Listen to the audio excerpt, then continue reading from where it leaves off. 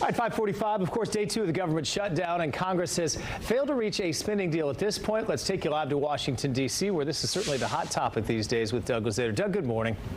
Hey, good morning. So where do we stand here? We had another vote yesterday. It didn't get to 60. What is expected today, and what are both sides saying? They appear to be digging in their heels. Yeah, the vote we had yesterday, same results as the vote we had on Monday. The Senate's probably going to vote again on Friday, and at this point, there's no reason to think the numbers are going to change, but there are some talks going on behind the scenes. There are some moderates trying to work out perhaps a temporary stopgap deal, maybe even shorter than what the Senate is now considering, to try to get the government back open. But for now, here we are, day 2 of this shutdown with no end in sight. Yeah, Doug, and the fact that a few Democrats did vote in the Senate means we're not that far away. And then we also saw yesterday, and we had talked about this yesterday, that maybe this gives the president an opportunity to cut some spending where he doesn't want to. And this was in the Congressional Office of Management and Budget, where they said we're going to cut some the Green New Deal stuff that went to other states. I mean, those things will start hurting states. What do we know on that front? Yeah, I mean, this has already started. And then the other question is whether there will be mass layoffs, not just furloughs for federal employees, but actually the elimination of a number of federal jobs. And that's something the administration said they would pursue as well if there is a shutdown. And here we are in the midst of one. So those efforts are apparently going to continue on behalf of the administration.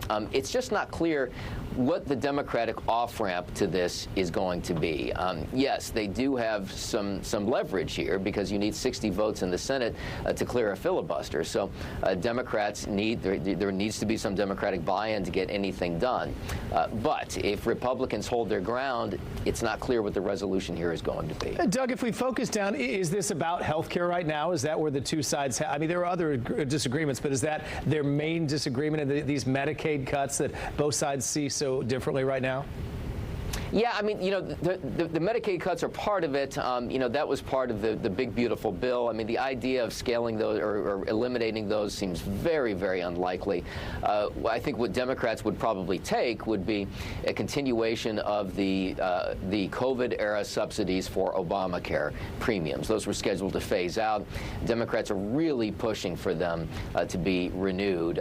Republicans might be open to that idea, but they don't want to have that as part of this discussion to get the government reopened. So, you know, you see the potential for a compromise there emerging, but at this point, no one has put pen to paper on it. Yep, we've seen it. Things can happen fast, and other times not at all. So we'll have to wait and see. But Doug, good recap. We'll see what today brings. Thank you. Thanks, Ryan.